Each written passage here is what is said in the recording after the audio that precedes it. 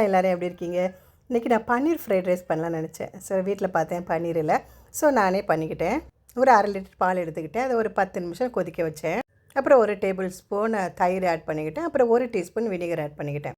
அப்புறம் கிண்டிகிட்டே இருக்கும்போது நல்லா பால் நல்லா திரிஞ்சிட்டு அதில் தண்ணியெல்லாம் நல்லா வடிகட்டணும். இந்த மாதிரி நல்லா மூடி அது மேலே வெயிட் போட்டு ஒரு 15 நிமிஷம் அப்படியே வச்சுருங்க.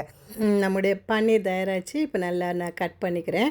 கட் பண்ணி பார்த்தோன்னா சாஃப்டான நல்லா சுவையான பன்னீர் தயாராச்சு. இதுதான் நம்ம பன்னீர் ஃப்ரைட் ரைஸ்க்கு பயன்படுத்த போகிறோம். இப்போ சட்டுன்னு பன்னீர் ஃப்ரைட் ரைஸ் எப்படி பண்ணலான்னு பார்த்துடலாமா? நான் ஃப்ரைட் ரைஸ் பண்ணுறதுக்காக பாஸ்மதி ரைஸ் எடுத்திருக்கேன். அதை நல்லா கழுகிட்டு ஒரு 20 நிமிஷம் நம்ம ஊற வச்சுக்கலாம். அப்புறம் ஒரு பாத்திரத்தில் தண்ணி எடுத்து அதில் 1 டீஸ்பூன் ஆயில், 1 டீஸ்பூன் சால்ட் போட்டு நல்லா கொதிக்க வச்சு ஊற வச்ச அந்த பாஸ்மதி ரைஸை உள்ளே போட்டு 90% வேகிற வரைக்கும் நீங்கள் நல்லா வேக வச்சு வடிகட்டி எடுத்துக்கணும். சோறு நல்லா ஆறின பிறகு தான் நம்ம ஃப்ரைட் ரைஸ்க்கு யூஸ் பண்ணோம். நம்ம முட்டை தயாரிச்சிக்கலாம். ஒரு 2-3 முட்டையை உடச்சி ஊற்றிட்டு அதில் கொஞ்சோண்டு உப்பு, அப்புறம் ஒயிட் பெப்பர் போட்டிருக்கேன் நான். போட்டு நல்லா அடிச்சுட்டு இந்த மாதிரி நல்லா ஸ்க்ராம்பிள் பண்ணி எடுத்துக்கோங்க. அப்புறம் ஒரு கடாய் எடுத்து 1 டீஸ்பூன் ஆயில் எடுத்துகிட்டு கொஞ்சம் உப்பும் ஒரு 2 டீஸ்பூன் சிக்கன் பவுடரும் போட்டு நல்லா ஃப்ரை பண்ணி எடுத்துக்கிட்டேன்.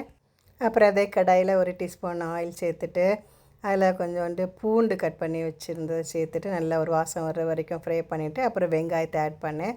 அது ஒரு நிமிஷம் ஃப்ரை பண்ணி எடுத்துகிட்டு அதுக்கப்புறம் உங்கள்கிட்ட எந்த வெஜிடபிள் இருக்கோ அதை ஆட் பண்ணிக்கலாம். நான் கேரட்டும் பீன்ஸும் மட்டும் தான் ஆட் பண்ணேன்.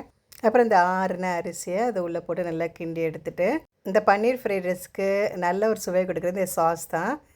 அந்த சாஸில் என்னெல்லாம் மிக்ஸ் பண்ண அப்படிங்கிறத ஸ்க்ரீனில் கொடுத்துருக்கேன். அதை பார்த்து மிக்ஸ் பண்ணிக்கோங்க. அப்புறம் நம்ம தயார் செய்த சாஸை உள்ளே ஊற்றி நல்லா கிண்டிக்கலாம். கிண்டிட்டு அப்புறம் கொஞ்சோண்டு நான் அப்புறம் நல்ல சுவையை கொடுக்கறதுக்காக 1 டீஸ்பூன் நான் சில்லி ஃப்ளேக்ஸ் ஆட் பண்ணேன். அதுக்கப்புறம் அப்புறம் 1 பை 1 எல்லாத்தையும் ஆட் பண்ணிக்கலாம். அப்புறம் அந்த எக்கு, அப்புறம் பன்னீர் எல்லாத்தையும் ஆட் பண்ணி நல்லா கிண்டிட்டு அப்புறம் கொஞ்சம் கார்னிஷ்காக கொஞ்சம் கொரியாண்டர் லீவ்ஸ் ஆட் பண்ணியிருக்கேன். பார்க்குறதுக்கு ரொம்ப அழகாக இருக்கலாம். நீங்களும் வீட்டில் செஞ்சு பாருங்கள். எப்படி இருந்து எனக்கு கமெண்ட் பண்ணுங்கள். இன்னும் ஒரு நல்ல ரெசிபியோடு உங்களை மீட் பண்ணுறேன். பாய்.